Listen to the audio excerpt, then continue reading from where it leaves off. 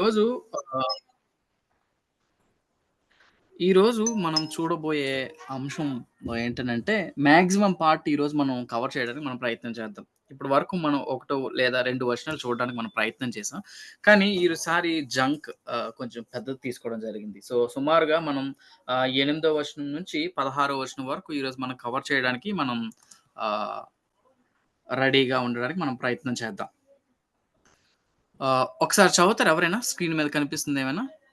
కనిపిస్తుందా? కనిపిస్తుందండి. ఓకే. అటువలనే వీరును కలలు కనుచు శరీరమును అపవిత్రపరచుకొనుచు ప్రభుత్వమును నిరాకరించుచు మహాత్ములను దూషించుచు ఉన్నారు. అయితే ప్రధాన దూత అయిన మికాయేలు అపవాదితో వాదించుచు మోషే యొక్క శరీరమును గూర్చి తిరస్కరించినప్పుడు దూషించి తీర్పు తీర్చి తెగింపక ప్రభువు నిన్ను గద్దించునుగాక అనెను. వీరైతే తాము గ్రహింపని విషయములను గూర్చి దూషించువారై వివేక శూన్యములగు మృగముల వలె వేటిని స్వాభావికముగా ఎరుగుదురో వాటి వలన తమ్మును తాము నాశనం చేసుకొనుచున్నారు. అయ్యో వారికి శ్రమ! వారు కయీను నడిచిన మార్గమున నడిచిరి, బహుమానము పొందవలనని బిలాము నడిచిన తప్పు త్రోవను ఆతురముగా పరిగెత్తిరి. కోరాహు చేసినట్లు తిరస్కారము చేసి నశించిరి. వీరు నిర్భయముగా మీతో సుభోజనము చేయుచు తమను తాము నిర్భయముగా పోషించుకొనుచు మీ ప్రేమ విందులలో దొంగ మెట్టలుగా ఉన్నారు. మీరు గాలి చేత ఇటు అటు కొట్టుకొని పోవు నిర్జల మేఘములుగాను, కాయలు రాలి ఫలములు లేక 2 మారులు చచ్చి వేళ్లతో పెకిలింపబడిన చెట్లుగాను, తమ అవమానమును నురుగు వల్ల నురుగు వెళ్ళగక్కువారై సముద్రము యొక్క ప్రచండమైన అలలుగాను మార్గము తప్పి తిరుగు చుక్కలుగాను ఉన్నారు. వారి కొరకు గాఢాంధకారము నిరంతరము భద్రము చేయబడి ఉన్నది. ఆదాము మొదలుకొని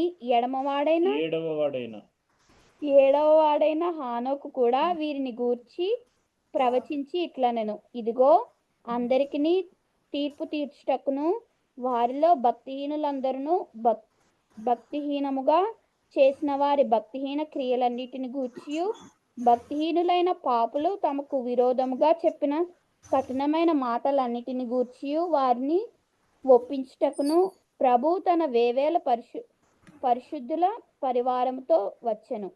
వారు తమ దురాశల చొప్పున నడుచుచు లాభము నిమిత్తము మనుష్యులను కొనియాడుచు సనుగువారును తమ గతిని గూర్చి నిందించువారునై ఉన్నారు. వారి నోరు డంబమైన మాటలు పలుకును. రైట్. Thank you. సో ఈ యొక్క వచనాలన్నిటిని మనం ఈరోజు స్టడీ చేయడానికి మనం ప్రయత్నం చేద్దాం. సో మీ దగ్గర నుంచి ఒక చిన్న అటెన్షన్ నాకు కావాలని ఆశపడుతూ ఉన్నా. సో ఎందుకనంటే ఇప్పుడు మనం పెద్ద జంక్‌ని మనం పెద్ద వచన భాగాన్ని మనం తీసుకున్నాం కాబట్టి సో దీన్ని మనం కలిసి మనం స్టడీ చేయడానికి మనం సిద్ధపడతాం.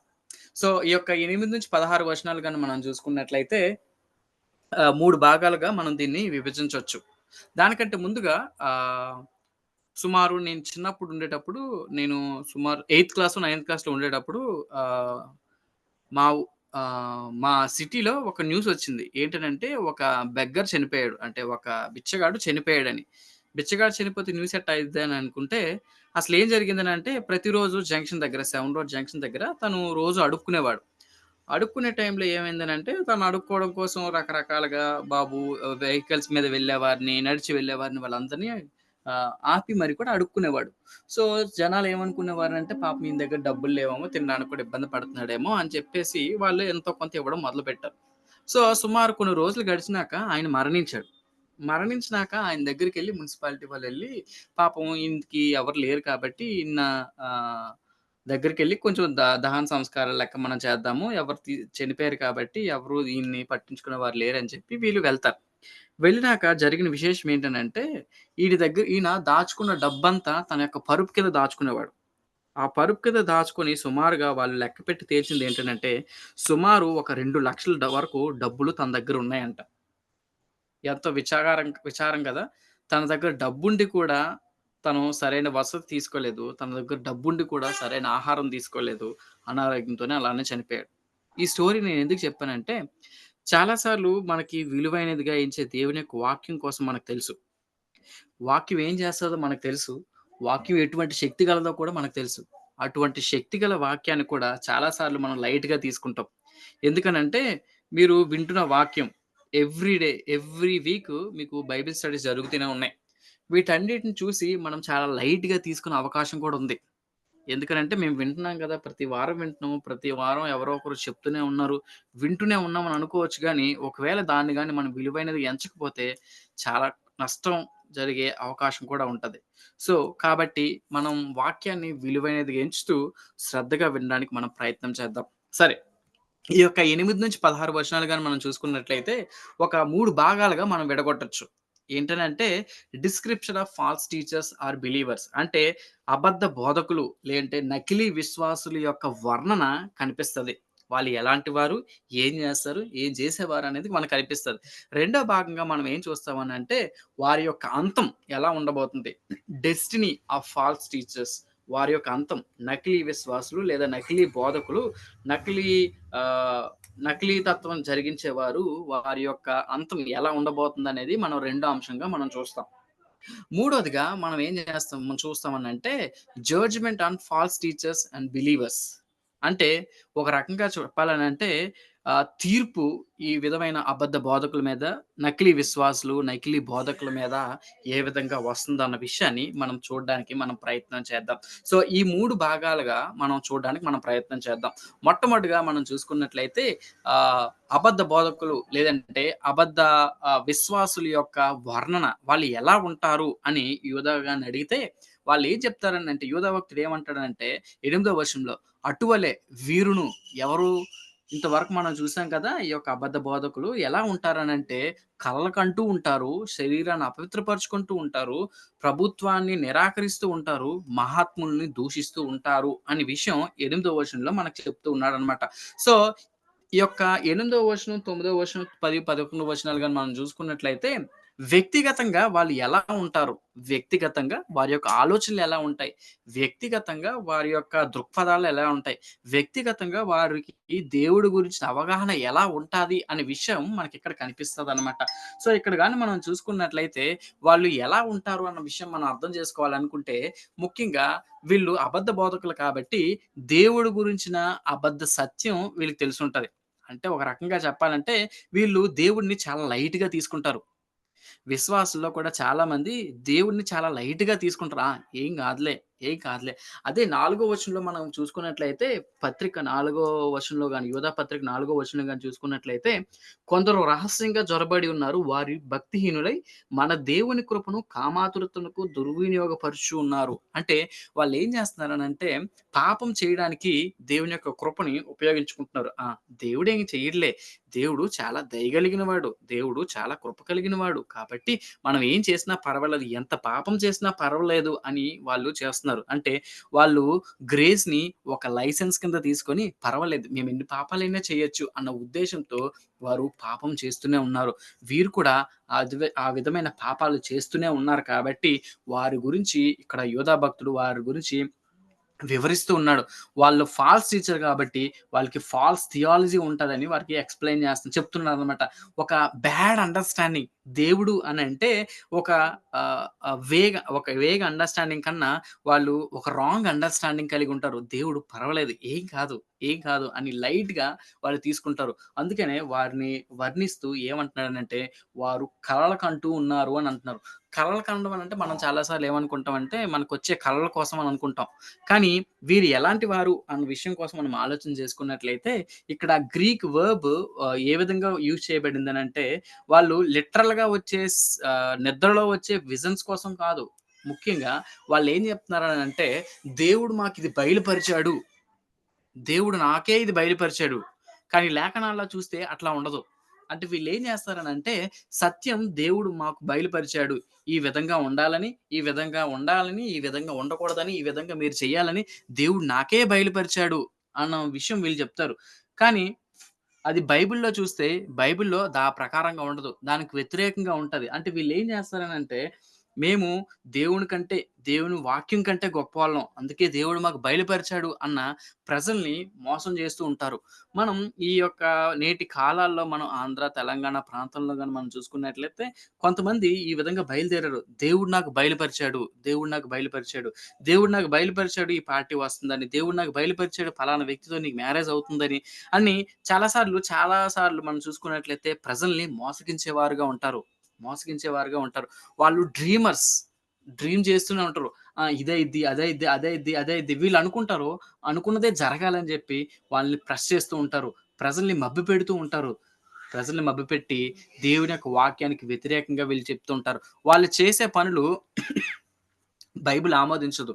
వాళ్ళు చెప్పే రూల్సు బైబిల్ ఆమోదించదు. ఎవరైనా ఏ క్రైస్తవుడైనా ఫస్ట్ అథారిటీ ఎవరికుండాలనంటే బైబిల్‌కి మాత్రమే అథారిటీ ఉండాలి. మన జీవితాల మీద, మన యొక్క కాండక్ట్ మీద, మన యొక్క పరిస్థితుల మీద, పరిచర్యల మీద అన్నిటి మీద అధికారం దేవుడు ఎవరిని ఉంచాడనంటే బైబిల్‌నే ఉంచాడు. కాబట్టి బైబిల్‌కి వ్యతిరేకంగా ఈ యొక్క డ్రీమ్స్ మీద గాని, ఈ యొక్క కలల మీద గాని పెట్టినట్లయితే మనం మోసపోయే అవకాశం ఉంది. మనం మోసపోయే అవకాశం ఉంది. చాలా సార్లు పర్సనల్ ఫీలింగ్స్, పర్సనల్ విజన్స్, అంటే వ్యక్తిగత దర్శనాలు, వ్యక్తిగత కలలు మనం వాక్యం కన్నా ఎక్కువగా పెట్టినట్లయితే, మనం కూడా మోసపోయే అవకాశం ఉంది. ఈ యొక్క నకిలీ సేవకులు గాని, నకిలీ విశ్వాసులు గాని ఏం చేస్తారనంటే, కలలనే నమ్ముతారు. దేవుడు నాకు ఇది చూపించాడు, అది చూపించాడు అంటారు గానీ, వాక్యానికి అంత ప్రాధాన్యత ఇవ్వరు. వాక్యానికి ప్రాధాన్యత ఇవ్వరు. ఇలా ఎందుకు అంటున్నాడన్న విషయం గాని మనం హిస్టరీలో గాని మనం చూసుకున్నట్లయితే, సుమారు 2వ శతాబ్దంలో కొంతమంది ఒక తెగ బయలుదేరారు. వాళ్ళేం చేసేవారనంటే, దేవుని వాక్యం ఉన్నప్పటికీ కూడా, దేవునికి వాక్యంకి అతీతంగా ఇంకేదో కావాలి, ఇంకేదో కావాలి, ఇంకేదో కావాలి అని చెప్పేసి వాళ్ళు కలలు కనడం మొదలుపెట్టారు. ఆ విధంగా వారి యొక్క విశ్వాస జీవితం నుంచి తొలగిపోతూ వచ్చారు. అది 2వ శతాబ్దంలో చర్చ్ దాన్ని డిస్కరేజ్ చేసింది. రిజెక్ట్ కూడా చేసింది. కానీ యూద భక్తుడు ఇక్కడ వాడుతున్న విషయం ఏంటనంటే, కన్వే చేయాల్సిన విషయం ఏం చెప్తున్నాడనంటే, వాళ్ళు అటువంటి మోసంలో ఉన్నారు. అటువంటి మోసం చేస్తారు. కాబట్టి మీ జీవితాలు, మీ కుటుంబ జీవితాలు, మీ సంఘ జీవితాలు చాలా జాగ్రత్తగా కాపాడుకోండి. ఇటువంటి కలలు కనే వారి దగ్గర నుంచి, ఇటువంటి దర్శనాలు దేవుడి వాక్యంకి అతీతంగా కలిగే దర్శనాల నుంచి మీరు దూరంగా పారిపోవాలి అనే విషయం తను చెప్తూ ఉన్నాడనమాట. రెండో విషయంగా శరీరాలను అపవిత్రపరుచుకుంటారు.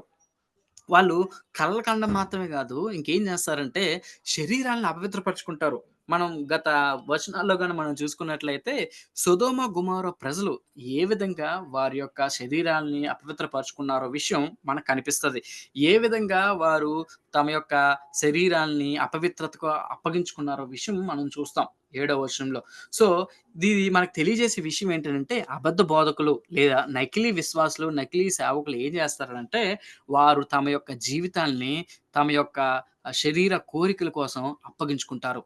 తమ యొక్క శరీరం కోరుకున్న ప్రతి దాని కోసం ఎగ ఎగి ఎగి ఎ ఎగరిపడడానికి, ఎగిసిపడడానికి వాళ్ళు తాపత్రయపడుతుంటారు. వారి శరీరం ఏది కోరుకుంటే అది ఇవ్వడానికి, వాళ్ళ శరీరం ఏది కావాలంటే దానికి ఇవ్వడానికి వాళ్ళు ఇష్టపడుతూ ఉంటారు. కాబట్టి వారికి తమ యొక్క శరీరాల మీద అంత కంట్రోల్ ఉండదు. శరీరం వీళ్ళని కంట్రోల్ చేస్తది. కాబట్టి వారి శరీరాలను అపవిత్రపరుచుకుంటారు. అపవిత్రపరచుకోవడం అంటే వారి యొక్క బాడీ, మైండ్, ప్యాషన్స్ ఇవన్నీ కూడా దేవునికి వ్యతిరేకంగా వాడడానికి వాళ్ళు ఉపయోగించుకుంటారు. దేవుడు ఒక రకంగా చెప్తే మీ శరీరాలను కాపాడుకోండి. జారత్వం నుంచి, వ్యభిచారం నుంచి కాపాడుకోండి అనంటే వీళ్ళేం చేస్తారంటే జారత్వానికి, వ్యభిచారానికి తమ యొక్క శరీరాలను అప్పగించుకుంటారు. శరీరాల్ని అప్పగించుకొని మాకు మాకిష్టమైనది మేము చేసుకుంటాము అని అంటారు. ఇది దేనికి దారి తీస్తుందనంటే, దేవుని యొక్క అథారిటీని వాళ్ళు రిజెక్ట్ చేస్తారు. అదే మూడోది మనకు కనిపిస్తది. They reject the authority of reject the authority. అంటే దేవుడు వారికిచ్చిన అథారిటీని, వాక్యానికి లేదంటే దైవ సేవకులకిచ్చిన అథారిటీని వీళ్ళు రిజెక్ట్ చేస్తారు. చాలా సార్లు ఇక్కడ వాడిన పదాన్ని బట్టి మనం చూసుకున్నట్లయితే బైబిల్ కామెంటేటర్స్ ఏమంటారనంటే 3 రకాలుగా అథారిటీస్‌ని వీళ్ళు డిఫైల్ చేస్తారు. అంటే దుర్వినియోగపరుస్తారు. ఏంటనంటే మొట్టమొదటగా దేవుని యొక్క అధికారాన్ని వీళ్ళు తృణీకరిస్తారు. దేవుడు ఒక అధికారాన్ని పెడితే మీ శరీరాల్ని అపవిత్రపరచుకోకూడదు అనే విషయం పెడితే వారి శరీరాలను అపవిత్రపరుచుకుంటారు. అంటే వారు దేవునికి వ్యతిరేకంగా నడవడానికి ఇష్టపడతారు. అంత మాత్రమే కాదు చర్చ్ చర్చ్‌కి అధికారి క్రీస్తు కాబట్టి సంఘానికి వ్యతిరేకంగా వీళ్ళు నడుచుకుంటారు. రెండోది. మూడోదిగా ఏంటనంటే, దేవుడు అధికారులుగా పెట్టిన చర్చ్ లీడర్స్‌ని గాని, స్పిరిచ్యువల్ గవర్నమెంట్‌ని గాని వీళ్ళేం చేస్తారంటే రిజెక్ట్ చేస్తారు. మా లైఫు నా ఇష్టం. నా శరీరాన్ని నేను అపవిత్రపరుచుకుంటా. నా శరీరాన్ని నాకిష్టమొచ్చినట్టుగా నేను ఉంచుకుంటా. నువ్వెవరు చెప్పడానికి? మీరెవరు నన్ను అడగడానికి? అని వీళ్ళు ప్రశ్నిస్తూ ఉంటారు. చూసారా? మొట్టమొదటగా కలలతో స్టార్ట్ చేస్తారు. దాని తర్వాత వారి శరీరాలను అపవిత్రపరుచుకుంటారు. మూడోదిగా దేవుణ్ణి వ్యతిరేకిస్తారు. అంత మాత్రమే కాదు. మహాత్ముల్ని దూషిస్తారు. ఎవరైనా మనకేదైనా చెప్పారనుకోండి, అది మనకు నచ్చలేదనుకోండి, మనం ఏం చేస్తామంటే వెంటనే వారిని దూషించడానికి, వారు మంచోళ్ళు కాదనో, వాళ్ళని డీఫేమ్ చేయడానికనో, వాళ్ళని ఏదో రకంగా చిన్నది చేయాలని మనం ఆలోచన చేస్తూ ఉంటాం. ఇక్కడ కూడా జరిగేదంతే. ఇక్కడ నకిలీ విశ్వాసులు లేకపోతే నకిలీ బోధకులు అబద్ధ బోధకులు ఏం చేస్తారనంటే, వారి దగ్గరకొచ్చిన కౌన్సెలింగ్‌ని గాని, వారి దగ్గరకొచ్చిన హెచ్చరికలను గాని, వాళ్ళు సింపుల్‌గా రిజెక్ట్ చేసి వాళ్ళనే తిడతారు. వాళ్ళనే దూషిస్తారు. వీళ్ళు ఇలాంటి పనులు చేస్తారు. వాళ్ళిలాంటి పనులు చేస్తారు. అంటే ఇక్కడ వారు మహాత్ములను దూషించున్నారు అన్న ఫుట్‌నోట్‌లో మనకి మహిమలను దూషించున్నారు అని అంటారు. ఇక్కడ ఆహ్ చాలామంది బైబిల్ కామెంటేటర్స్ ఏమంటారంటే, దీన్ని ఏంజెలిక్ బీయింగ్స్ గాని, లేకపోతే జూయిష్ సిస్టమ్‌లో ఉన్న అథారిటీస్‌ని వీళ్ళు రిజెక్ట్ చేస్తారు అన్న విషయం ఇక్కడ చెప్పబడుతూ ఉంది. అంటే ఏదేమైనప్పటికీ కూడా వాళ్ళు రిజెక్ట్ చేస్తారు. వాళ్ళ దగ్గరకొచ్చిన కౌన్సిల్ గాని, వాళ్ళ దగ్గరకొచ్చిన బాబు మీరు మంచిగా ఉండండి. మీ శరీరాలను అపవిత్రపరుచుకోవద్దు అని ఎవరు చెప్పినా గాని, వాళ్ళందరిని వీళ్ళు రిజెక్ట్ చేస్తూ ఉంటారు. ప్రియమైన సహోదరి, సహోదరులా! ఒకవేళ నువ్వు ఇలాంటి పరిస్థితిలో ఉన్నావేమో, నీకిష్టమైనవి ప్యాషన్స్‌ని ఫాలో అవుతున్నావేమో, కలలకంటూ ఉన్నావేమో, తద్వారా నీ శరీరాన్ని అపవిత్రపరుచుకుంటున్నావేమో, నీ పైనున్న అధికారుల్ని నువ్వు నిరాకరిస్తున్నావేమో, దూషిస్తున్నావేమో, అది ఎవరి యొక్క లక్షణాలనంటే నకిలీ విశ్వాసులు, నకిలీ బోధకుల యొక్క లక్షణాలు కింద వర్ణించబడుతుంది. ఇంకా మనం ముందుకు వెళ్ళినట్లయితే 10వ వచనం గాని మనం చూసుకున్నట్లయితే, వీరైతే తాము గ్రహింపని విషయముల గూర్చి దూషించువారే వివేక శూన్యములు గల మృగముల వలె వేటిని స్వాభావికంగా ఎరుగుదురో వాటి వలన తమ్మును తాము నాశనం చేసుకొనుచున్నారు. ఎవరు వీరు అనంటే, ఇప్పటి వరకు మనం ఎవరి గురించైతే మాట్లాడామో వాళ్ళే. వాళ్ళేం చేస్తారంటే ముఖ్యంగా 2 చేస్తున్నారు. గ్రహింపని విషయాల గూర్చి దూషిస్తున్నారు. అంటే వాళ్ళకి అర్థం కాని విషయాలు, అసలు వారి యొక్క నాలెడ్జ్‌కే లేని విషయాల కోసం వాళ్ళు దూషిస్తున్నారు. రెండోదిగా వారు మృగముల వలె స్వాభావికంగా వేటినెరుగుదురో వాటి వలన తమ్మును తాము నాశనం చేసుకొనుచున్నారు. అంటే వారు వివేక శూన్యములై ఉన్నారు. అంటే మినిమమ్ కామన్ సెన్స్ కూడా లేదనమాట. అసలు జ్ఞానం లేదు. నా కామన్ సెన్స్ కూడా లేదు. అటువంటి పరిస్థితిలో ఎళ్తారనమాట. అంటే నకిలీ బోధకులు, నకిలీ విశ్వాసులు ఎలా ఉంటారు అన్న విషయం మరొకసారి మనం అర్థం చేసుకోవాలనుకుంటే, వారు ప్రతి దాన్ని వాళ్ళు దూషిస్తారు.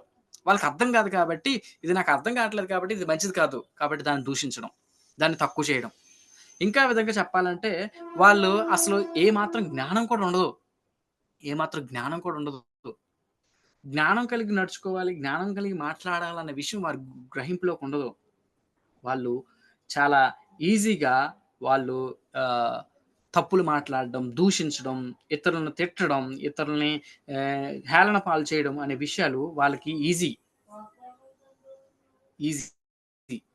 అటువంటి పరిస్థితి వాళ్ళు కలిగి ఉన్నారు అనే విషయం మనం అర్థం చేసుకోవాలి. సో, వీళ్ళు ఇంకా ఏం కలిగి ఉన్నారనంటే వివేక శూన్యం. అసలు వివేకం అనేది అస్సలుండదనమాట. అసలు ఎందుకు ఇట్లా మేము తయారవుతున్నాము? ఎందుకు మా జీవితం ఇట్లా ఉంది? ఎందుకు నేను అట్లా బిహేవ్ చేస్తున్నాను అన్న విషయం ఏమాత్రం కూడా వాళ్ళు ఆలోచించరు. వాళ్ళు ఏమాత్రం అర్థం చేసుకోవడానికి ప్రయత్నించరు. బోధకులు గాని, నకిలీ విశ్వాసులు గాని, నకిలీ బోధకులు గాని ఏం చేస్తారంటే, దేవుని యొక్క వాక్య సత్యాల్ని వారు అర్థం చేసుకోవడానికి కూడా ప్రయాసపడరు. అంటే దేవుని యొక్క వాక్యం వారికి సరైనదిగా, విలువైనదిగా వాళ్ళు ఎంచరు కాబట్టి, దేవుని యొక్క వాక్యాన్ని వారు పక్కన పెట్టేవారుగా ఉంటారు. పక్కన పెట్టేవారుగా ఉంటారు. అసలు అర్థం కాని విషయాల కోసం అర్థం కాకపోతే అర్థం కాదని చెప్పరు గానీ, మాకన్నీ తెలుసు. అది తెలుసు, ఇది తెలుసు అని అంటారు. కానీ వారి యొక్క జీవితంలో చూసుకున్నట్లయితే వారికి నాలెడ్జ్ ఉండదు. విజ్డమ్ కూడా ఉండదు. జ్ఞానం ఉండదు. కానీ జ్ఞానం ఉంది అన్నట్టుగా వాళ్ళు ప్రవర్తిస్తూ ఉంటారు. ప్రవర్తిస్తూ ఉంటారు.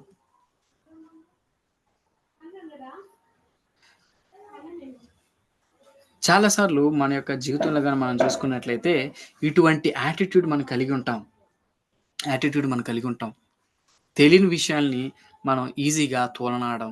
తెలియని విషయాల కోసం ఈజీగా వారిని తిట్టడం. మనకు తెలీదు. ఏం జరిగిందో తెలీదు. ఏమైందో తెలీదు. కానీ మనం ఫైర్ అయిపోతూ ఉంటాం. మన కాన్షియన్స్ మన యొక్క ఆహ్, జ్ఞానేంద్రియాలు సరిగ్గా పనిచేయాల్సిన టైంలో సరిగ్గా పనిచేయకుండా వాటి మీద మన యొక్క పాప స్వభావం ఏలుబడి చేసి ఏం చేస్తదంటే, మనం ఈ విధంగా తయారైపోవడానికి సహాయం చేస్తాయి. సహాయం చేస్తాయి. దూషిస్తారు. వివేక శూన్యం. అసలు ఏ మాత్రం జ్ఞానం లేని వారు ఎట్లా తయారైపోతారంటే, మృగముల వలె అయిపోతారంట. అంటే మృగములనంటే యానిమల్స్ వాళ్ళు ఏం చేస్తే వాళ్ళకి అర్థం కావు. ఆకలేసిందనుకో, ఆకలి కోసం ఎంతైనా చేయడానికి ప్రయత్నం చేస్తాయి. ఏదైనా తినడానికి ప్రయత్నం చేస్తాయి. ఏది చేయడానికైనా అవి ప్రయత్నం చేస్తాయి. అటువంటి స్వభావం కలిగిన వారు, అటువంటి స్వభావం కలిగిన వారు కాబట్టి నాలెడ్జ్ ఉండదు. సెన్స్ కూడా వాళ్ళు ఉపయోగించరు. అంత మాత్రమే కాదు. ఇంకా ఏం చెప్తున్నాడనంటే 11వ వచనంలో గాని మనం చూసుకున్నట్లయితే, 11వ వచనంలో అయ్యో! వారికి శ్రమ. వారు కయ్యను నడిచిన మార్గం నడిచిరి. బహుమానం పొందవలనని బిలాము నడిచిన తప్పు త్రోవలో ఆతురతగా పరిగెత్తిరి. కోరాహు చేసినట్లు తిరస్కారం చేసి నశించిరి. ఇంతవరకు యూదా భక్తుడు ఏమని చెప్తున్నాడంటే, వారి యొక్క లక్షణాలివి. వారు ఏ విధంగా ఉంటారు? వివేక శూన్యం వలె, జంతువుల వలె, వారు కలలు కనే వారి వలె, వారు శరీరాలను అపవిత్రపరుచుకునే వారి వలె, వారు తమ యొక్క అధికారాల్ని ధిక్కరించే వారి వలె, అలాంటి వారు ఉంటారు. బహుశా చాలా సార్లు అనుకుండొచ్చు, వాళ్ళు ఉండరులే అని అనుకోవచ్చు. అందుకే యోధా భక్తుడు ఏమంటాడంటే, చరిత్రలో జరిగిన కొన్ని సంఘటనలు తీసుకొస్తున్నారు. అలాంటి వారు ఉన్నార్రా బాబు! అలాంటి వారు ఉన్నారు. బహుశా నువ్వు నేను అనుకోవచ్చు, నేను అలాంటి వాడిని కాదు కదా! అది ఏదో చెప్తారులే, నేను కాదు కదా! అని అనుకోవచ్చు. కాదు కాదు. మన ముందు కొంతమందున్నారు. వారు వారి యొక్క ముగ్గురు ఎగ్జాంపుల్స్ ఇక్కడ మనకి కనిపిస్తుందనమాట. సో, ఈరోజు మనం చూసుకున్నట్లయితే 3 ఎగ్జాంపుల్స్ మనకు కనిపిస్తాయి. మొట్టమొదటగా తను కయ్యేను నడిచిన మార్గం. కయ్యేను నడిచిన మార్గం. కయ్యేను నడిచిన మార్గం ఏంటి అనే విషయం మనం ఆలోచించక ముందు, కయ్యేను నడిచిన మార్గం, రెండోది బిలాము నడిచిన మార్గం, మూడోది కోరహు చేసిన తిరస్కారం. ఈ మూడిటిని మనం చూడడానికి మనం ప్రయత్నం చేద్దాం. కయ్యేను నడిచిన మార్గం ఏంటి అనే విషయం గాని మనం అర్థం చేసుకున్నట్లయితే, కయ్యేనుకి ఒక ప్రాబ్లమ్ ఉంది. ఏంటనంటే తన ఇష్టానుసారంగా బిహేవ్ చేయడం. నాకు సంబంధం లేదు. I don't care. I don't care. నాకు నచ్చింది నేను చేసుకున్నా. నాకు నచ్చింది నువ్వు యాక్సెప్ట్ చేయలేదు కాబట్టి నేను నీ మాట వినను. నేను నీ మాట వినను. అరే! అది నీ మంచి కోసమే అన్నప్పటికి కూడా నేను నీ మాట వినను అన్న విషయం మనం ఇక్కడ గమనిస్తాం. ఇక్కడ గమనించినట్లయితే ఇక్కడ కయ్యను నడిచిన మార్గంలో గాని మనం ఇంకా చూసుకున్నట్లయితే అది హెబ్రీయులు రాసిన పత్రిక 11 అధ్యాయం 4 వచనంలో గాని మనం చూసుకున్నట్లయితే తనకి నచ్చిన విధంగా బలివ్వడానికి తను ప్రయత్నం చేస్తాడు. నచ్చిన విధంగా బలివ్వడానికి ప్రయత్నం చేస్తాడు. అది తనకు నచ్చకపోయేసరికి ఏమైద్దనంటే తను దేవుని చేత తను ఆహ్, ఒక రకమైన డిసిప్లినరీ యాక్షన్ తీసుకున్నప్పటికి కూడా తను ఏమాత్రం కూడా దేవుని మాట కూడా లెక్క చేయని వాడుగా ఉన్నాడు. లెక్క చేయని వాడుగా ఉన్నాడు. చాలా సార్లు నేను దేవుని మందిరంకొస్తాలే, దేవుని మాటలు వింటున్నాను కదా అని అనుకోవచ్చు. కానీ దేవుని మాటకు తగ్గట్టుగా మన యొక్క జీవితాలు గాని లేకపోయినట్లయితే మనం కయ్యను నడిచిన మార్గంలోనే నడుస్తూ ఉన్నాం. కయ్యను నడిచిన మార్గంలోనే మనం నడుస్తూ ఉన్నాం. అంత మాత్రమే కాదు. బిలాము నడిచిన తప్పుడు త్రోవ. బిలాము నడిచిన తప్పుడు త్రోవ ఏంటి అని మనం ఆలోచన చేసుకున్నట్లయితే ఆహ్, సంఖ్యాకాండం 22-25 వచనాల్లో గాని మనం చూసుకున్నట్లయితే ఆ వ్యక్తి, ఆ రాజు మోయాబు రాజు డబ్బు కోసం తిన్ని హైర్ చేసుకుంటాడు. అంటే హైర్ చేసుకొని ఒక రకంగా కూలికి పెట్టుకొని ఏం చేస్తాడంటే, "నువ్వు వాళ్ళని శపించు" అని అనేటప్పటికి బిలాము తనకి వచ్చే ప్రాఫిట్‌ని, పాపులారిటీని, పర్సనల్ గెయిన్ కోసం దేవుని యొక్క చిత్తాన్ని, దేవుని యొక్క పరిశుద్ధతని పక్కన పెట్టడానికి ఇష్టపడతాడు. దేవుని దగ్గరికెళ్ళి వీళ్ళతో పాటు వీళ్ళని ఏం చేయమంటావు అని అడిగినప్పుడు దేవుడు వద్దంటాడు. కానీ మరలా వెళ్లి దేవా అని అడిగినప్పుడు దేవుడు తన యొక్క హృదయం తెలుసు కాబట్టి నువ్వెళ్ళు, కానీ నీకిష్టం వచ్చినట్టు కాదు. నీ నోట్లో నా మాటలు పెడతానంటాడు. కానీ బిలాము అక్కడ తప్పిపోతూ వచ్చాడు. ఎందుకనంటే తనకి డబ్బు కావాలి. తనకి పాపులారిటీ కావాలి. తనకి అటువంటి ఒక రకమైన ఆహ్, పర్సనల్ గెయిన్ కావాలి కాబట్టి దేవుని యొక్క చిత్తాన్ని పక్కన పెట్టాడు. దేవుని యొక్క పరిశుద్ధతను కూడా పక్కన పెట్టాడు. దేవుడినే పక్కన పెట్టాడు. ఒకవేళ నీ యొక్క పర్సనల్ గెయిన్ కోసం, నీ యొక్క వ్యక్తిగత లాభం కోసం దేవుడిని పక్కన పెడితే బిలాము నడిచిన మార్గంలో నువ్వు నడుస్తున్నట్టే. నీ యొక్క పవర్ కోసం దేవుడిని పక్కన పెడితే, దేవుని యొక్క చిత్తాన్ని, దేవుని యొక్క పరిశుద్ధతను గాని పక్కన పెట్టినట్లయితే, నీవు బిలాము నడిచిన త్రోవలోనే నడుస్తూ ఉన్నావు. బిలాము నడిచిన త్రోవలోనే నడుస్తున్నావు. మూడో ఎగ్జాంపుల్ కోరాహు చేసిన తిరస్కారం. కోరాహు చేసిన తిరస్కారం. ఇది మనకి సంఖ్యాకాండం 16లో మనకు కనిపిస్తది. కోరాహు ఒక లేవీయుడు. ఈయన మోషేకి, అహరోనుకి వ్యతిరేకంగా దేవుడు అపాయింట్ చేసిన లీడర్‌షిప్‌కి అపోజ్ చేయడానికి, వ్యతిరేకించడానికి తిను పూనుకుంటాడు. కోరాహులో ఉన్న ప్రాబ్లమ్ ఏంటో తెలుసా? దేవుడు ఎస్టాబ్లిష్ చేసిన, దేవుడు నియమించిన నాయకత్వాన్ని పక్కన తోయడానికి కారణం ఏంటనంటే, తనలో ఉన్న జెలసీ, తనలో ఉన్న ప్రైడ్, తనలో ఉన్న ఆ యొక్క బుద్ధిని బట్టి, తనలో ఉన్న ఆ యొక్క గర్వాన్ని బట్టి, దేవుడు వాళ్ళతోనే మాట్లాడతాడా? మాతో మాట్లాడ్డా? అనే ఒక రకమైన స్పిరిచ్యువల్ ప్రైడ్‌ని బట్టి తను ఏం చేశాడనంటే, దేవుడు ఏర్పరిచిన క్రమానికి వ్యతిరేకంగా వెళ్ళాడు. వ్యతిరేకంగా వెళ్ళి తను తెచ్చుకుందేంటో తెలుసా? భూమి చీలింది. భూమి చేత మింగివేయబడ్డాడు. దేవుడు మనల్ని కొన్ని అధికారాల కింద ఉంచుతాడు. చర్చ్ అధికారం కింద. ఒకవేళ పిల్లలమైతే తల్లిదండ్రుల అధికారాల కింద ఉంచుతాడు. తల్లిదండ్రులు గాని, మన యొక్క చర్చ్ ఎల్డర్స్ గాని, పాస్టర్స్ గాని దేవుని యొక్క వాక్య ప్రకారం మనం చెప్పేటప్పుడు, మనల్ని సరిచేసేటప్పుడు దాని ప్రకారంగా మనం నడుచుకోవాలి. ఒకవేళ వారు చెప్పింది వాక్యానికి వ్యతిరేకంగా అయితే, దాన్ని మనం నడుచుకోకపోయినా గాని దేవుడు మనకెళ్ళి లెక్క అడగడు. ఎందుకనంటే వాక్య ప్రకారంగా లేదు కాబట్టి. ఒకవేళ అది వాక్య ప్రకారమై, వాక్యంతో సరితూగుతుంది అన్నప్పుడు మనం వారి అధికారానికి లోబడాలి. పిల్లలమైతే తల్లిదండ్రులకు లోబడాల్సిందే. లోబడాల్సిందే. ఒకవేళ రెబెల్ అయినట్లయితే కోరాహు చేసిన తిరస్కారం మనం చేసినట్లే. కోరాహు చేసిన తిరస్కారం మనం చేసినట్లే. 3 ఎగ్జాంపుల్స్ యూదా ఇస్తున్నాడు. కయ్యేను ఐ డోంట్ కేర్ యాటిట్యూడ్. నాకు అవసరం లేదు. దేవునితో నాకు సంబంధం లేదు అనే యాటిట్యూడ్. ఒకవేళ నీకు అటువంటి యాటిట్యూడ్ ఉన్నట్లయితే కయ్యేను నడిచిన మార్గంలోనే ఉన్నావు. బయటకొచ్చేయి. బిలాము నడిచిన మార్గం ఏంటో తెలుసా? I need more money, more fame, more popularity. నాకు ఫేమస్ అయిపోవాలి. దేవుడితో నాకు సంబంధం లేదు. దేవుని పరిశుద్ధతో నాకు సంబంధం లేదు. దేవుని చిత్తంతో నాకు సంబంధం లేదు అని నీకు ఇష్టం వచ్చినట్లు నువ్వు చేస్తున్నట్లయితే you are going against God. దేవునికి వ్యతిరేకంగా నువ్వు వెళ్తూ ఉన్నావు. ఆ త్రోవ నుంచి కూడా బయటకు వచ్చేసేయి. కోరాహు మార్గం ఆఖరిగా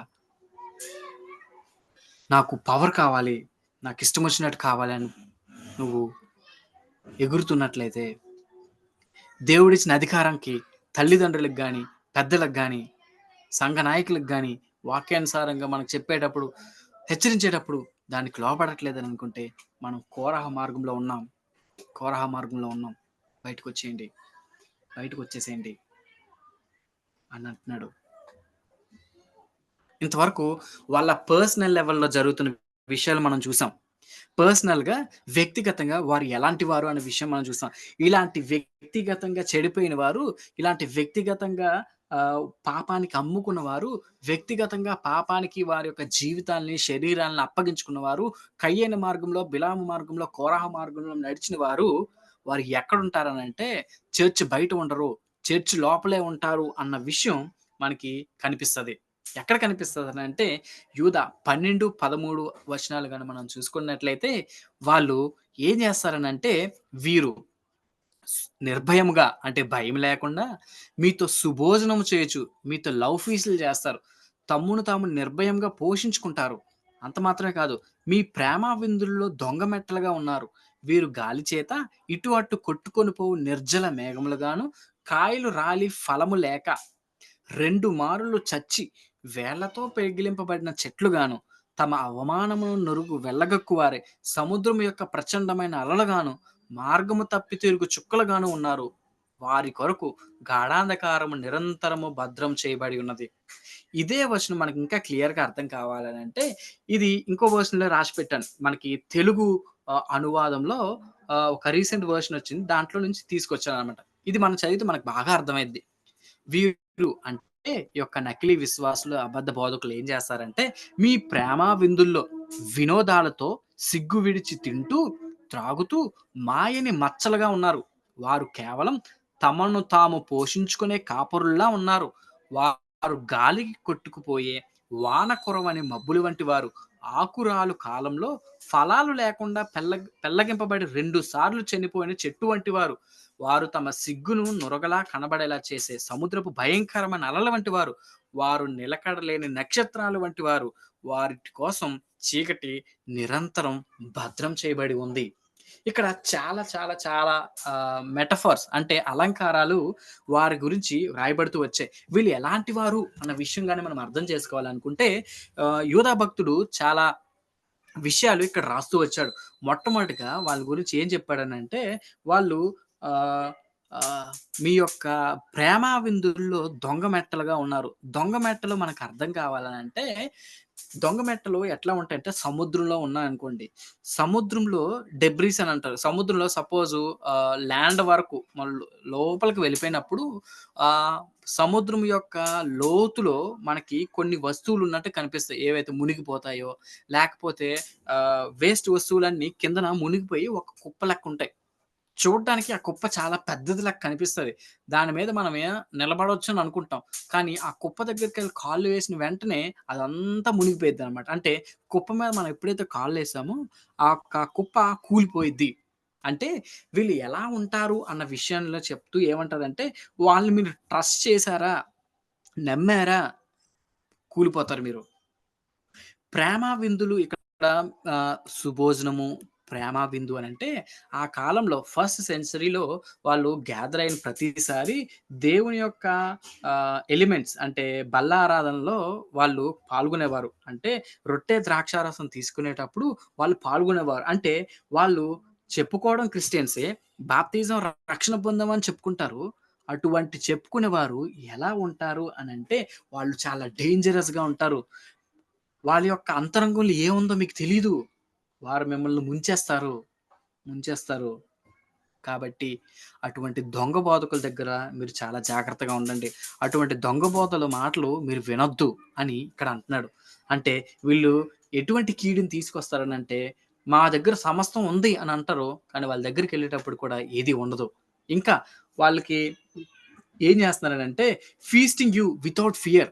వారు నిర్భయంగా భయం లేకుండా మీతో భోజనం చేస్తారు అని అంటున్నాడనమాట. అంటే వాళ్ళు భోజనంకి గ్యాదర్ అయ్యేది దేనికోసమనంటే దేవుని యొక్క బల్లను సమీపించడానికి బల్లను సమీపించే సమయంలో కూడా వారు ఏ మాత్రం భయం కలిగి ఉండరు. ఇది దేవుని యొక్క రొట్టె.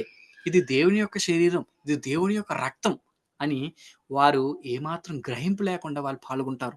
ఒకవేళ బాప్తిజం తీసుకున్న నువ్వు, నిజంగా రక్షణ పొందిన నీవు, దేవుని యొక్క బల్ల విషయంలో ఇటువంటి భయం లేని యాటిట్యూడ్ కలిగి ఉన్నట్లయితే నాశనం పొంచి ఉంది. We have to be very careful while approaching the table.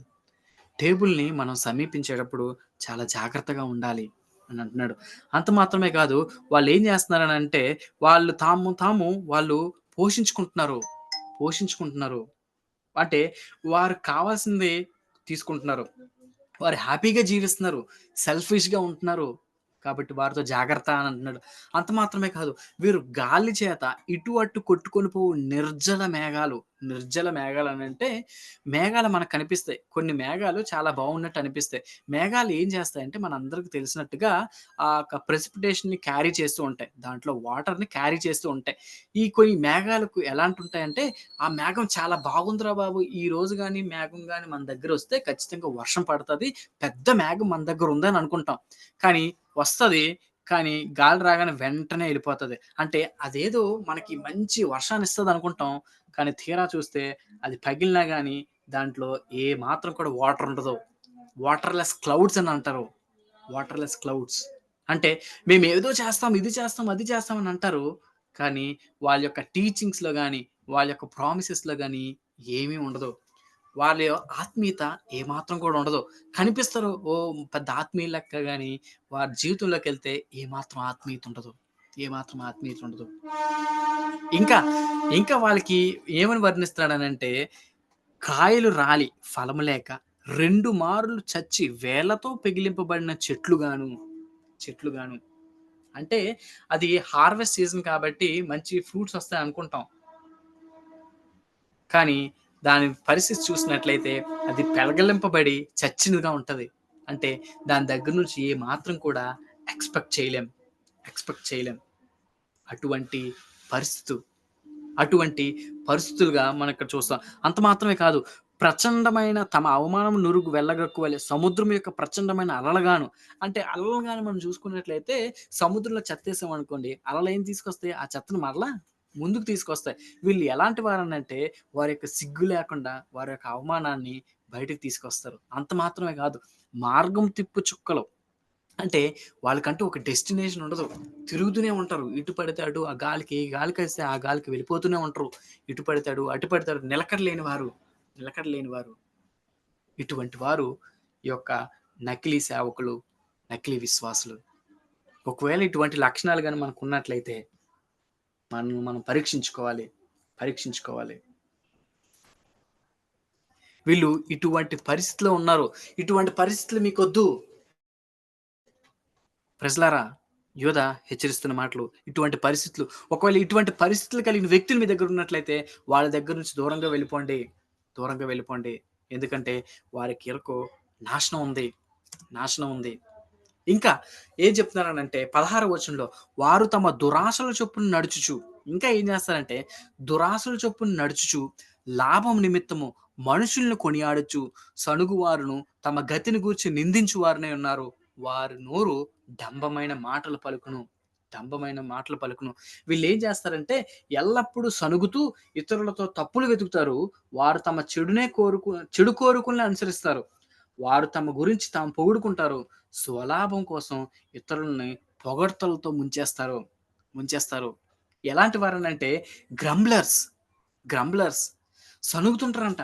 ఈ సనగడం అంటే ఏంటనంటే ఎందుకు సణుగుతారు అనంటే ఇక్కడ యూజ్ చేయబడిన గ్రీక్ వర్డ్‌ని గాని మనం చూసుకున్నట్లయితే హాబిచ్యువల్ డిస్‌కంటెంట్‌మెంట్ అంటే ప్రతిసారి అది ఒక అలవాటుగా అయిపోతది. ఏంటనంటే తృప్తి లేకపోవడం. నాకిది కావాలి, అది కావాలని. మనం నిర్గమకాండం 16 వచనంలో 16 అధ్యాయంలో చూసినా, ఒకవేళ నంబర్స్‌లో ఒకవేళ మనం సంఖ్యాకాండం 14 అధ్యాయంలో గాని మనం చూసుకున్నా, వీరి కోసం రాయబడి ఉంటది. వాళ్ళు ఎప్పుడు కూడా ఏమాత్రం కూడా సంతృప్తి చెందని జీవితాలు. ఏదో సణుగుతూనే ఉంటారు. ఇది లేదని, అది లేదని, ఇది బాలేదని, అది బాలేదని సలుగుతూనే ఉంటారు. సణుగుడు. వారి జీవితాంతం సణుగుడునే ఉంటారు. ఈ సణుగుడు ఏంటనంటే దేవునికి వ్యతిరేకమైన మాట. సణుగుడు అంటే దేవుడిచ్చే దాన్ని కాదు నాకు సరిపోదు అని దేవునికి వ్యతిరేకంగా చెప్పడమే సణుగులు. ఒకవేళ మన జీవితంలో గాని సణుగులు ఉన్నట్లయితే ఏమంటున్నామో తెలుసా? దేవా! నువ్విచ్చింది నాకు సరిపోలేదు. నాకున్నది నువ్వేమి నాకివ్వలేదు అని దేవునికి వ్యతిరేకంగా మాట్లాడడమే. దేవుడు మనకిచ్చిన ఉద్యోగంతో, దేవుడు మనకిచ్చిన విద్యతో, దేవుడు మనకిచ్చిన వనరులతో మనం సంతోషంగా లేమననంటే, మనం సణుగుతున్నామనంటే దేవునికి వ్యతిరేకంగా మాట్లాడుతున్నట్టే. అంత మాత్రమే కాదు. వాళ్ళు మాల్‌కంటెంట్స్ అంటే ఏమంటున్నారనంటే, వాళ్ళు పక్కోళ్ళ జీవితంలో ఏదైనా తప్పులు ఎతకడమే. ఎప్పుడు వాళ్ళను పక్కోళ్ళ మీద తప్పులు వేయడానికే చూస్తూ ఉంటారు. ఇది బాలేదు, అది బాలేదు, ఇలా ఇలా ఉన్నావు, అలా ఉన్నావు అని అంటారు. వాళ్ళ పక్క మనుషుల మీదే కాదు. దేవుడి మీద కూడా తప్పులు వెతకడానికి వీళ్ళు చూస్తుంటారు. దేవా! నువ్వు అలా చేయకూడదు. ఇలా చేయాలి. అలా చేసుండకూడదు. ఇలా చేసుండాలి. నా జీవితాన్ని ఎందుకు ఇలా చేశావు? అని సణుగుతూ ఉంటారు. సణుగుతూ ఉంటారు. నా జీవితాన్ని ఎందుకు ఇలా చేశావు? అని దేవుడిని నిందిస్తుంటారు. దేవుడిని ప్రశ్నిస్తూ ఉంటారు. కానీ వాళ్ళ చేసిన తప్పుని వాళ్ళు మర్చిపోతూ ఉంటారు. మర్చిపోతూ ఉంటారు. ఒకవేళ సణుగుతున్నట్లయితే, ఒకవేళ మనం దురాశతో నడుచుకుంటున్నట్లయితే దేవునికి వ్యతిరేకంగా మనం చేస్తున్నాం. దేవునికి వ్యతిరేకంగా మన యొక్క ఆలోచనలు following their own sinful desires, వారి యొక్క స్వంత కోరికలను ఫాలో అవుతున్నట్లయితే, దేవుని యొక్క చిత్తాన్ని పక్కన పెట్టి, దేవుని యొక్క మాటలను పక్కన పెట్టి, నీ యొక్క స్వంత చిత్తాన్ని నువ్వు జరిగించుకుంటున్నట్లయితే డేంజర్ దగ్గరగా ఉంది. డేంజర్ దగ్గరగా ఉంది. ఇంకా వాళ్ళు ఏం చేస్తారంటే, వాళ్ళు వారి యొక్క ఆశలు నెరవేర్చుకోవడం కోసం ఎదుటి వారిని పొగుడుతూ ఉంటారు. ఇంతవరకు మనం చూసాం వాళ్ళని తిడుతుంటారు. కానీ వారికి అవసరం వచ్చేటప్పుడు మనం చూస్తుంటాం జనాలు వాళ్ళ దగ్గరికెళ్ళి ముఖస్తుతి చేస్తుంటారు. అబ్బా! అన్న మీరు చాలా గ్రేట్ అన్న. అన్న మీరు చాలా గొప్పన్న. దాని వెనకాతల ఉన్న విషయం ఏంటనంటే వాళ్ళకి ఏదో ఒకటి కావాలి. ఏదో ఒకటి కావాలి. ఎంకరేజ్ చేయడం ఆహ్, అది బైబిల్ చెప్తుంది గానీ, వీళ్ళ యొక్క ఇంటెన్షన్ ఏంటనంటే వారి దగ్గర నుంచి ఏదో కోరుకోవాలి. ఏదో కోరుకోవాలి. ఏదో కోరుకోవాలి. ఏదో గెయిన్ కోసం వీళ్ళు పరుగులెడుతూ ఉంటారు. పరుగులెడుతూ ఉంటారు. ఇటువంటి స్వభావం కలిగిన వాళ్ళు, ఇటువంటి స్వభావం కలిగిన వారి యొక్క అంతం ఏంటో అంటే కనిపిస్తది. మనం చూసిన ప్రతి వచనం క్రిందన వారి యొక్క అంతం మనకు కనిపిస్తది. ఒకవేళ 10వ వచనంలో గాని చూసుకున్నట్లయితే, వారు తమ్మును తాము నాశనం చేసుకుంటున్నారు. వారి నాశనం వారి మట్టుకు వారే చేసుకుంటున్నారు. వారి మట్టుకు వారే చేసుకుంటున్నారు. 11వ వచనంలో గాని మనం చూసుకున్నట్లయితే, అయ్యో! వారికి శ్రమ, శ్రమ. ఎందుకనంటే వారు తిరస్కారం చేసి నశించారు. హిస్టరీలో చూస్తే వారికి శ్రమ, నశించారు. ప్రెజెంట్‌లో చూస్తే నాశనానికి రెడీగా ఉన్నారు. నాశనానికి రెడీగా ఉన్నారు.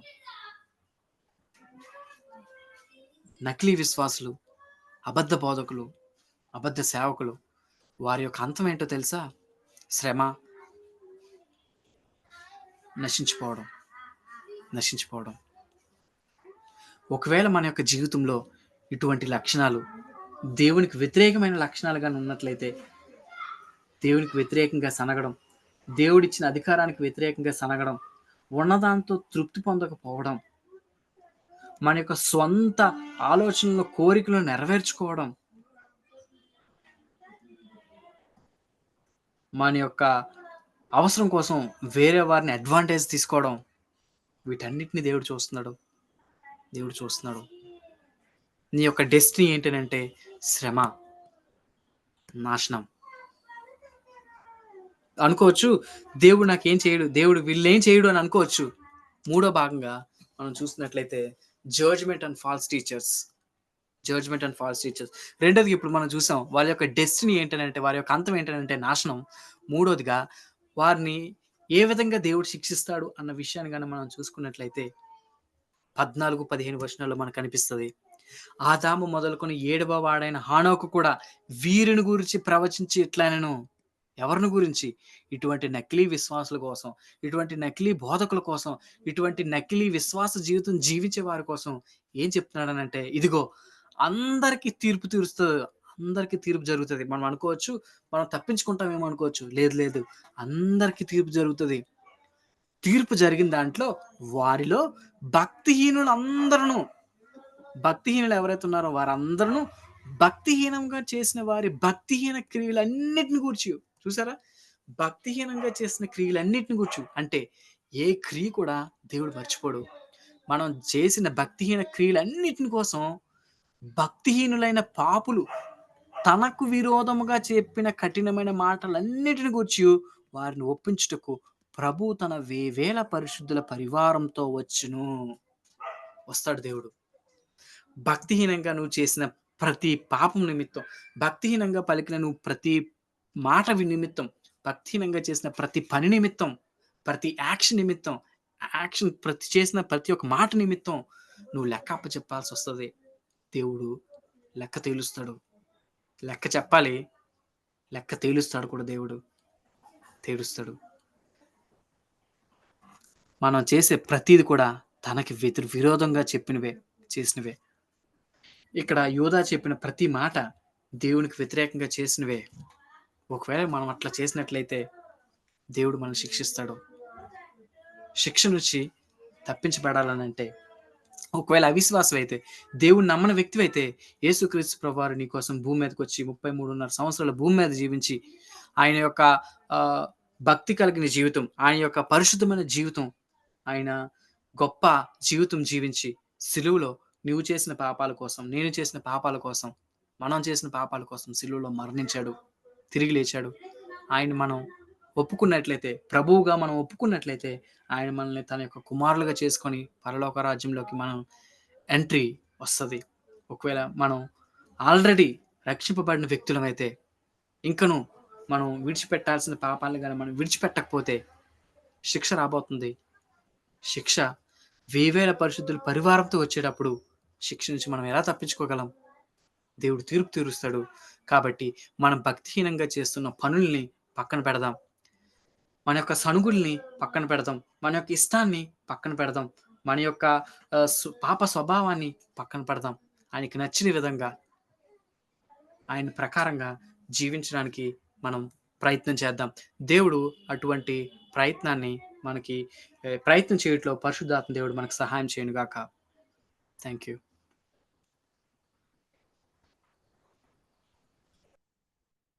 వయసులాడమ్మా.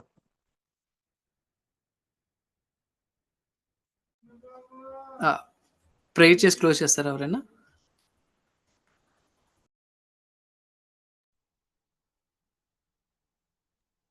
తాతయ్య ప్రేయర్ చేస్తారా తాతయ్య లాస్ట్ ప్రేయర్? సరే సరే సరే సరే సరే.